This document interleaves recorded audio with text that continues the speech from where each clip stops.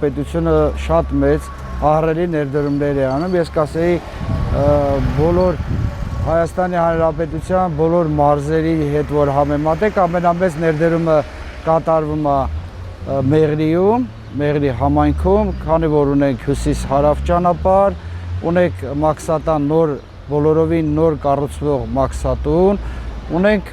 դա լրիվ այս ինչ որ թվարկում են պետական ներդրումներ է, ունենք Մեղրի քաղաքի ջրամաքրման կայան, շուտով շահագործման կհանձնվի, Եվս մեկը կառուցում է Ագարակ քաղաքի համար ջրամաքրման կայան, շատ խոշոր ներդրումներ է, Շվանիձոր, Նռնաձոր ճանապարհահատվածի 13 կիլոմետրի կառուցում, այս բոլորը պետական ներդրումներ են։ Իհարկե պետության հետ եւ համայնքը ունի սուբվենցիոն ծրագրերի մեծ գումարային ներդրումներ, օրինակ ունենք 600 միլիոն դրամի Ագարակ քաղաքում ասֆալտապատման աշխատանքներ, ունենք մասհանումների գումարներով եւս ներդրումներ, խաղահրապարակներ են կառուցվում, զբոսայգիներ են կառուցվում, նույնը Մեղրիում ունենք այս տարվա մեր սուբվենցիոն ծրագրերը, որը ներկայացրել էինք, մենակ Մեղրի քաղաքում 450 միլիոնի էլի ասֆալտապատման աշխատանքներ են լինելու եւ եւս 450 միլիոն գյուղական վարչական համայնքներում ալնելու Կարճևան, Կուրիս, Գուդեմնիս, Վարավար, Լեվազ եւ Վարդանիձոր, ինչքան հիշում եմ, Թխկոտ, եթե չեմ սխալվում, տաղ մի հատ ոնց ավել ասեցի, բայց 6 գյուղում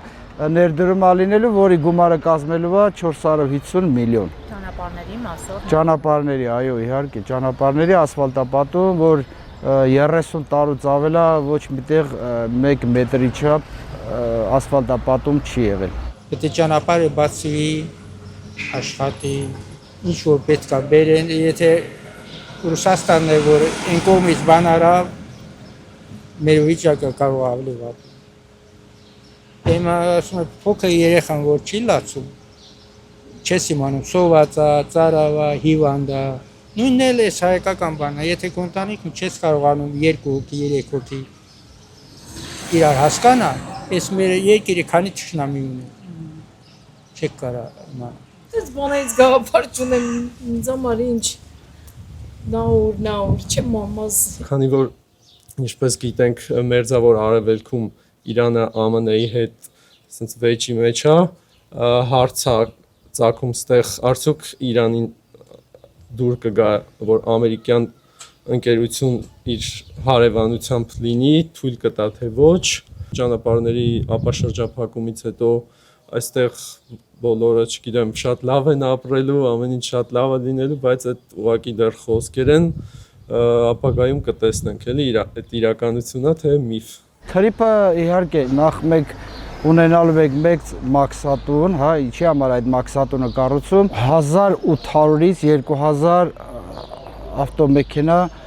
օրական պետք է մտնեն Մեղրի եւ Մեղրիից ուղևորվեն դեպի Սևծով, դեպի Չինաստան, դեպի եվրոպական երկրներ, Հնդկաստան եւ չի կարող դա լուրջ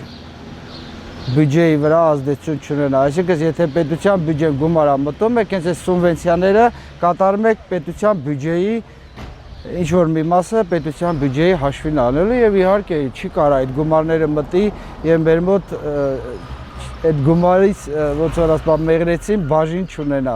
անպայման կանդրադառնա դեպի լավը,